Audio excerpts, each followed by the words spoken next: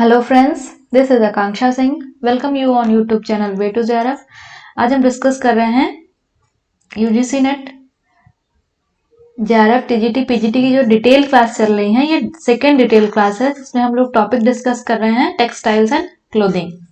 इसके पहले हमने एक टेक्सटाइल का एक क्लास अपलोड हो चुकी है और उसके पहले जो हम टॉपिक कवर कर रहे थे वो था food science.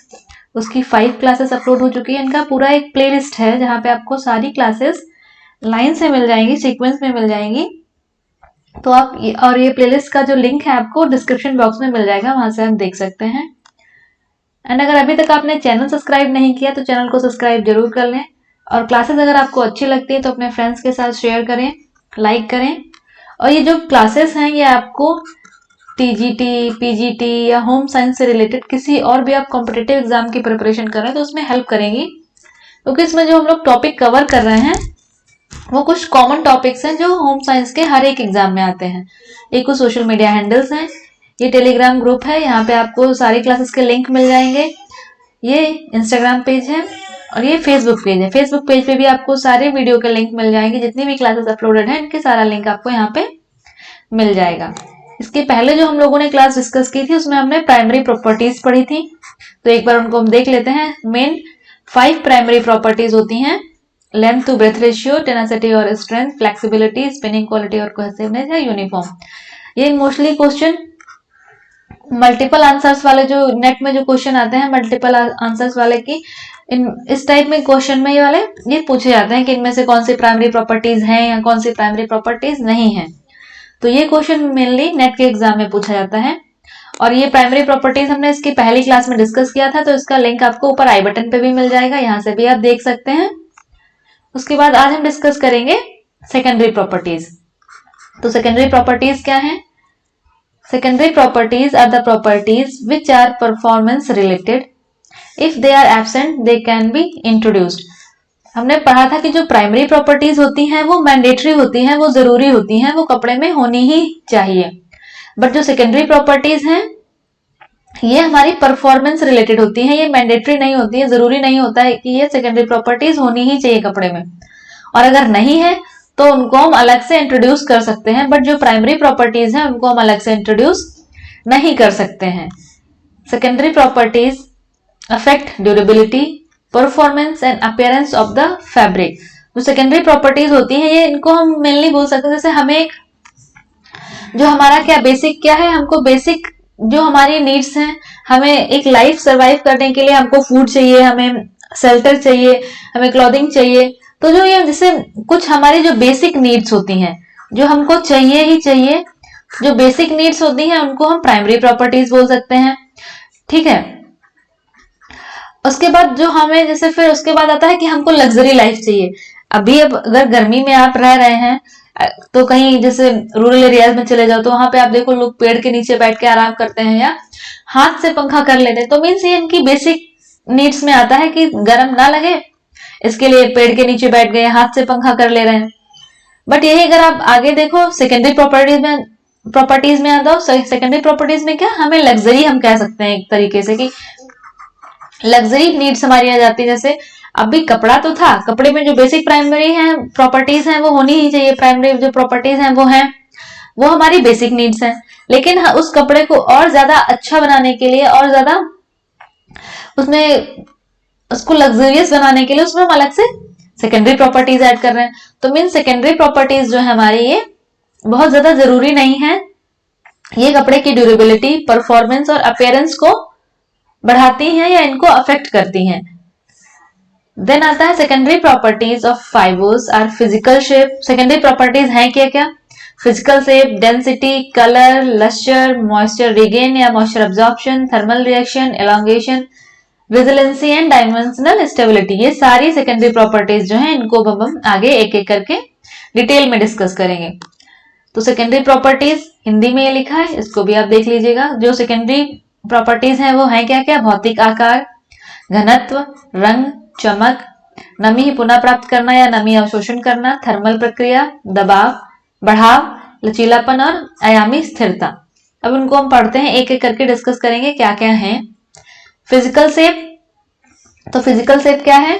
Factors involved in shape are average fibre length, surface counter, and irregularities, cross-sectional shape and actual length width are responsible for certain differences in yarn and fabric properties.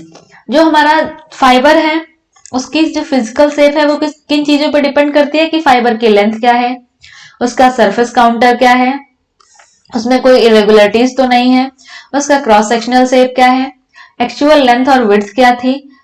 तो ये सब affect करते हैं हमारी yarn और उसकी और जो फैब्रिक है उसकी प्रॉपर्टीज को। तो ये सब चीजें हैं क्या। हमने एक जो प्राइमरी प्रॉपर्टी है 5th नंबर पे यूनिफॉर्मिटी, उसमें हमने पढ़ा था कि जो भी हमारा यार्न है या फाइबर है वो जब एक यूनिफॉर्म लेंथ का होगा, उसमें जो उसकी जो सरफेस है वो यूनिफॉर्म होगी, तो उससे जो हमारा फाइबर बनेगा या फैब्रिक बनेगा क्या, वो यूनिफॉर्म होगा, स्मूथ होगा। तो सेम वही है फिजिकल शेप। कोई भी हमारा फाइबर है या यार्न है उसकी फिजिकल जो शेप है ये यूनिफॉर्म हो, स्मूथ हो और देखने में अच्छी लगे। तो उसमें क्या होना चाहिए, कोई भी जो हमारा यार्न है उसमें इरेगुलरिटीज नहीं होनी चाहिए, उसका जो सरफेस काउंटर है वो अच्छा होना चाहिए, क्रॉस सेक्शनल जो शेप है, जैसे कोई यार्न फाइबर है उसकी क्रॉस सेक्शनल शेप ऐसे है, ऐसे ऐसे क्रॉस सेक्शनल शेप है, तो इससे जो हम फैब्रिक बनाएंगे या फाइबर बनाएंगे तो उसका जो फाइबर है क्योंकि रफ रफ आ रहा है, अब कोई फाइबर है उसका क्रॉस सेक्शनल शेप ऐसा है तो इससे जो फैब्रिक बनेगा वो स्मूथ बनेगा, और इस टाइप वाली क्रॉस सेक्शनल शेप से जो फाइबर बनेगा वो थोड़ा सा रफ होएगा। तो यही है कि जो क्रॉस सेक्शनल शेप है ये सॉफ्ट और स्मूथ होनी चाहिए, लेंथ और विड्थ का जो रेशियो है वो अच्छा होना चाहिए। उसके बाद जो हमारा जैसे फाइबर है ये इसमें कहीं पे ये ऐसे मोटा कहीं पे पतला ऐसे नहीं होना चाहिए, एक सिमिलर शेप में होना चाहिए, इरेगुलर नहीं होना चाहिए। तो ये सब चीजें हैं जो फाइबर है उसकी फिजिकल शेप को अफेक्ट करते हैं। नेक्स्ट क्वेश्चन आता है डेंसिटी। डेंसिटी मीन्स घनत्व। तो इसको हम एक और तरीके से मान सकते हैं कि डेंसिटी को हम वॉल्यूम भी कह सकते हैं। घनत्व के साथ साथ इससे हमें डेंसिटी है उसको हमने एक वॉल्यूम के नाम से भी हम उसको कह सकते हैं। जैसे है क्या, देखते हैं। Density and specific gravity are term used in relation to weight of fiber. Density means घनत्व, और इसको हम यूज करते हैं वेट के अकॉर्डिंग। जैसे जो हमारा फाइबर है उसका कितना वजन है, कितना भार है, तो उस भार के रिलेशन में हम ये टर्म डेंसिटी यूज करते हैं। उसके बाद क्या आता है, the concept of specific gravity is an alternative of expressing density and is defined as the density of fiber in relation to the density of equal volume of water at a temperature of degree। देखो यहाँ पे दिया है कि जो specific gravity है इसको हम एक अल्टरनेटिव टर्म की तरह यूज कर सकते हैं डेंसिटी को एक्सप्रेस करने के लिए। डेंसिटी को अगर हमें एक्सप्रेस करना है या डेंसिटी के बारे में बताना है तो उसके लिए हम एक और टर्म है अल्टरनेटिव टर्म स्पेसिफिक ग्रेविटी, इसको भी हम यूज कर सकते हैं। और ये स्पेसिफिक ग्रेविटी है क्या, ग्रेविटी मीन्स हमने पढ़ा ना अर्थ में एक नेचुरल ग्रेविटी होती है, लॉ ऑफ ग्रेविटेशन, जिसमें अर्थ से जब कोई फोर्स ऊपर हमने कोई भी चीज उछाली या कुछ है तो वो वापस अर्थ पे ही आती है। तो ये जो फोर्स लगता है इसको हम ग्रेविटी कहते हैं। तो यहाँ पे जो ग्रेविटी है ये हमें किससे रिलेटेड है, इक्वल वॉल्यूम ऑफ वाटर। उसका हम देखते हैं आगे इसका रिलेशन क्या है, fibre with density less than, और जो हमने ये वाटर लिया है वाटर की डेंसिटी नॉर्मली हम कितनी 1 मानते हैं, जो वाटर है उसकी जो डेंसिटी है वो 1 होती है, 1 होती है। तो fibre with less than 1 floats on water. जैसे ये पानी का टब है उसमें पानी है, कोई फाइबर है उसकी जो डेंसिटी है 1 से कम है तो ये पानी के ऊपर फ्लोट करेगा, और कोई फाइबर है जिसकी डेंसिटी 1 से ज्यादा है तो वो पानी के अंदर सिंक कर जाएगा, पानी में नीचे आके बैठ जाएगा।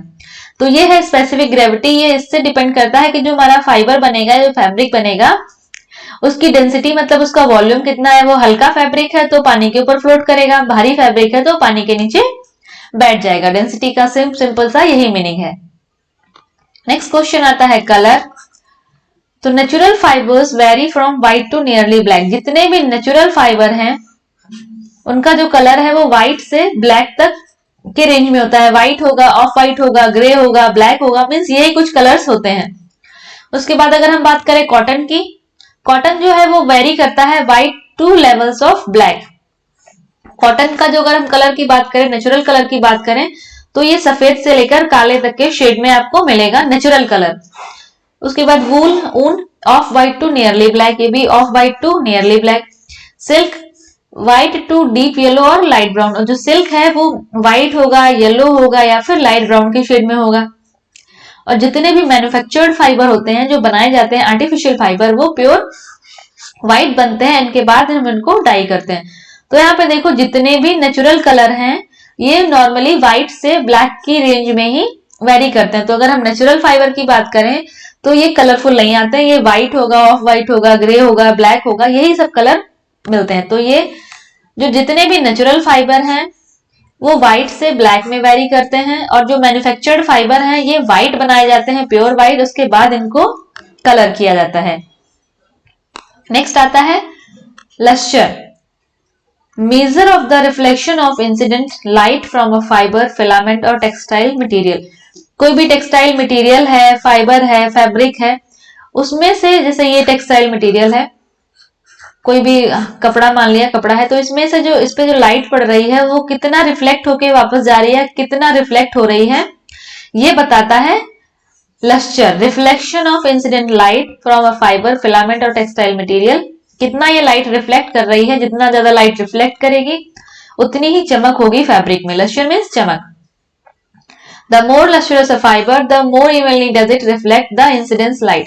जितना ज्यादा लस्टर फैब्रिक होगा, जितनी ज्यादा चमक वाला फैब्रिक होगा, वो उतनी ही इवन तरीके से लाइट को वापस रिफ्लेक्ट करेगा। तो इसके ये क्या है, इसको भी हम आगे देखते हैं। द लेस लस्टरस और dollar fiber of filament the less evenly does it reflect or more it does it scatter the incidence light। और अगर कोई फाइबर है या फैब्रिक है वो कम लस्टर है, कम चमकदार है, तो वो क्या करेगा, कम लाइट को, देखो लेस लाइट को, कम लाइट को रिफ्लेक्ट करेगा। और अगर लाइट को रिफ्लेक्ट नहीं करेगा तो उसको इधर उधर फैला देगा, स्कैटर कर देगा। तो यहाँ पे हम इसको देखते हैं, अलग से हम इसको समझते हैं कि होता क्या है।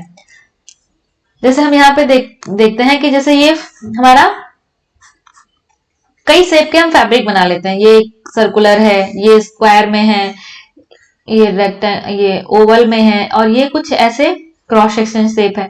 अब हम इसमें देखते हैं कौन से फाइबर की जो लस्टर है वो ज्यादा अच्छी होगी।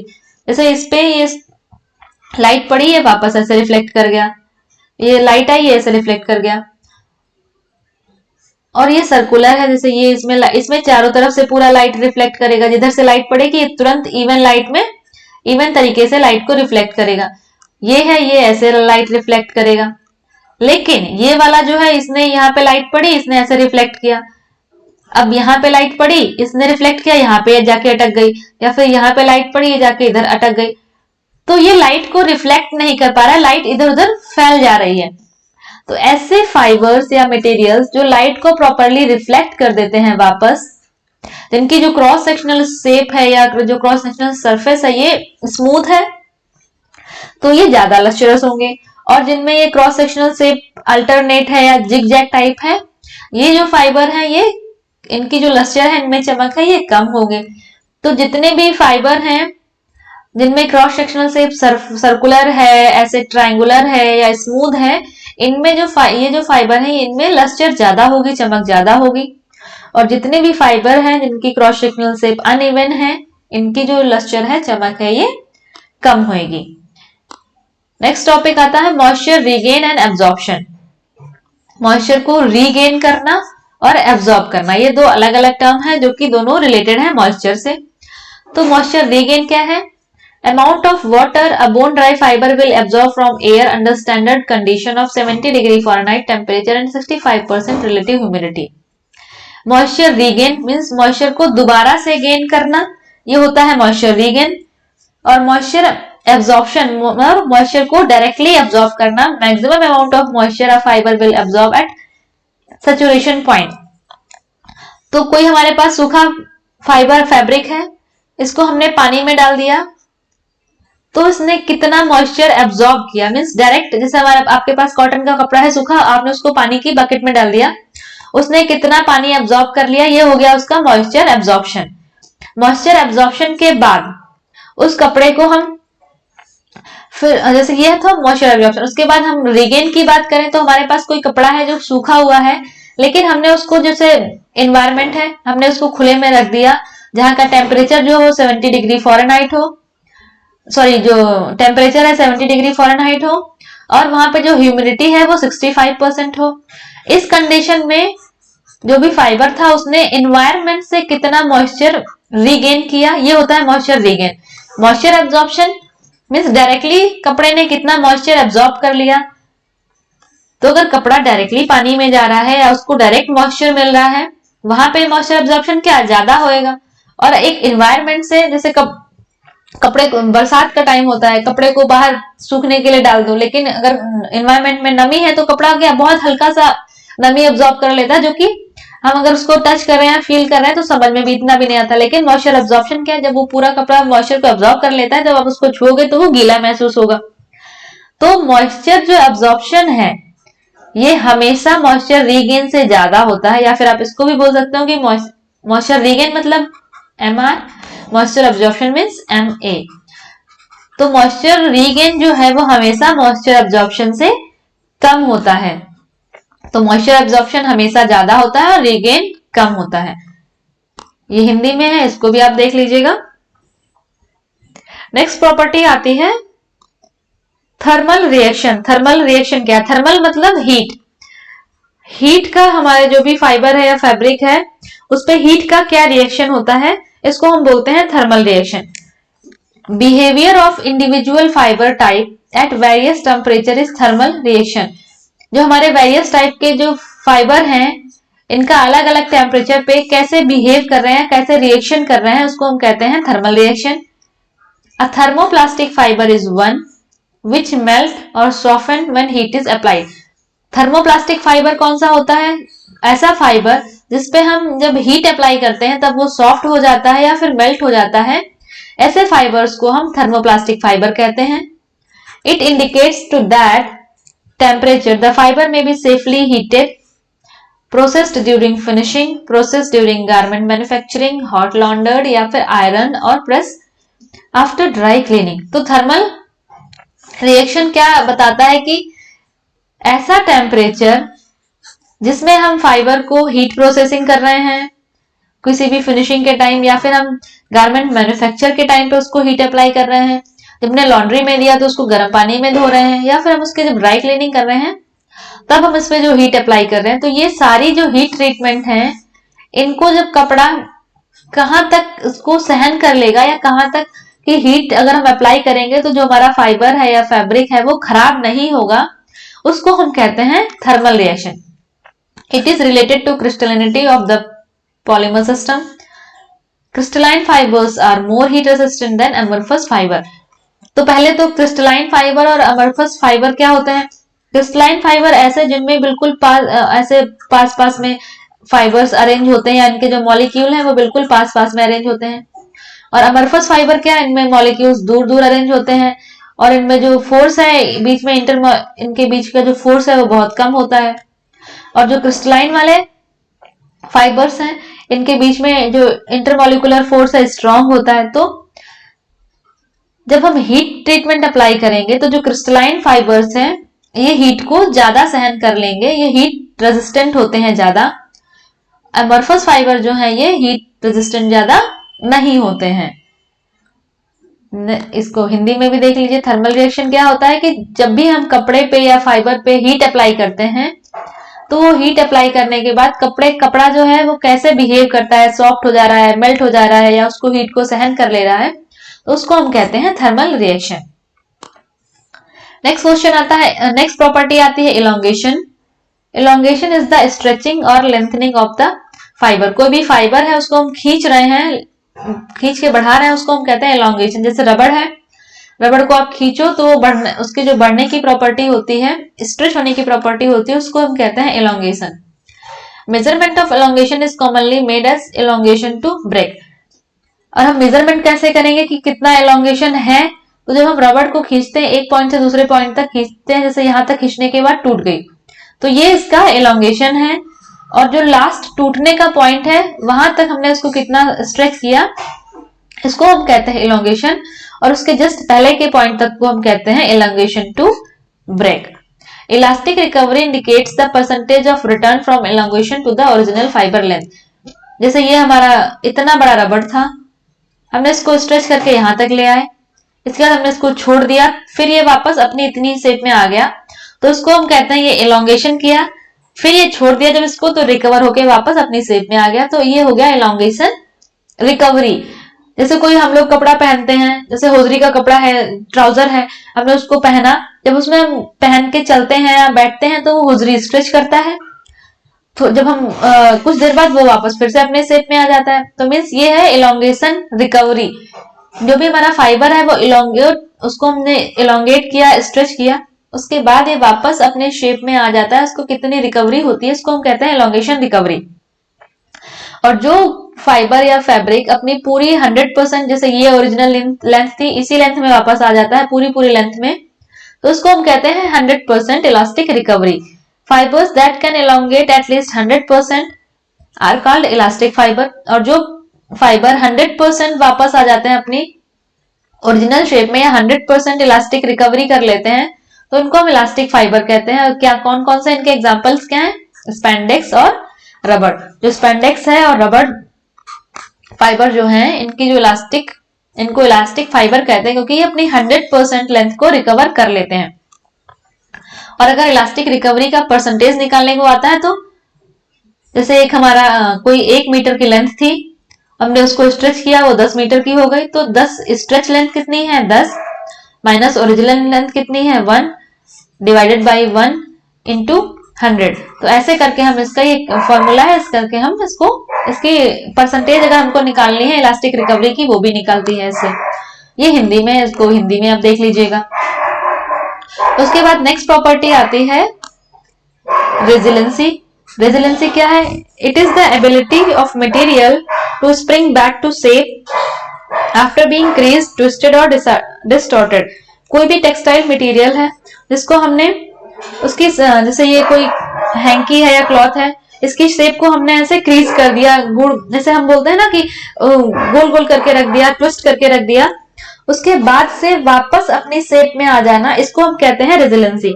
Fabric that has good resiliency does not wrinkle easily and therefore tends to retain its good appearance. ऐसे फैब्रिक जिनकी रेजिलेंसी अच्छी होती है, वो जल्दी रिंकल नहीं होते हैं, रिंकल मतलब सिलवट नहीं पड़ती हैं, और उनका जो अपीयरेंस है वो अच्छा होता है। तो जैसे सिल्क का कपड़ा देखो, सिल्क के कपड़े को आप फोल्ड करके रखो, जब उसको फोल्ड करके रख दोगे तो उसमें क्रीज बन जाएगी, और जैसे ही आप उसको हैंग कर दोगे उसकी क्रीज निकल जाएगी। तो मीन्स रेजिलेंसी यही है कि जो कपड़ा है हमने उसको मोड़ के रख दिया, तब वो मुड़ गया, लेकिन हमने जैसे उसको खोला वो अपने वापस शेप में आ जाए, उसमें कोई क्रीज ना बनी रहे, कोई रिंकल ना बना रहे, उसको हम कहते हैं रेजिलेंसी। मीन्स वापस अपनी शेप में आना, इसको हम बोलते हैं रेजिलेंसी। तो ये हिंदी में, इसको भी आप देख लीजिए। नेक्स्ट प्रॉपर्टी आती है डायमेंशनल स्टेबिलिटी। डायमेंशन स्टेबल रहना। जैसे ये कोई कपड़ा है, ये इसके डायमेंशंस हैं, इसके ये लेंथ विड्थ है, तो इसमें हम कुछ भी करें, इसकी लेंथ और विड्थ जो है वो स्टेबल रहे, इसमें बहुत ज्यादा चेंज ना हो। जैसे ये इसका क्रॉस सेक्शनल है, तो ये सब चीजें ज्यादा स्ट्रेच ना करेंगे, स्टेबल ही रहे, इसको हम कहते हैं डायमेंशनल स्टेबिलिटी। क्या है? Fibre that neither shrink nor stretch are dimensional stable. ऐसे फाइबर जो ना कि श्रिंक नहीं करते हैं और ना ही स्ट्रेच होते हैं, इनको हम कहते हैं डायमेंशनल स्टेबल।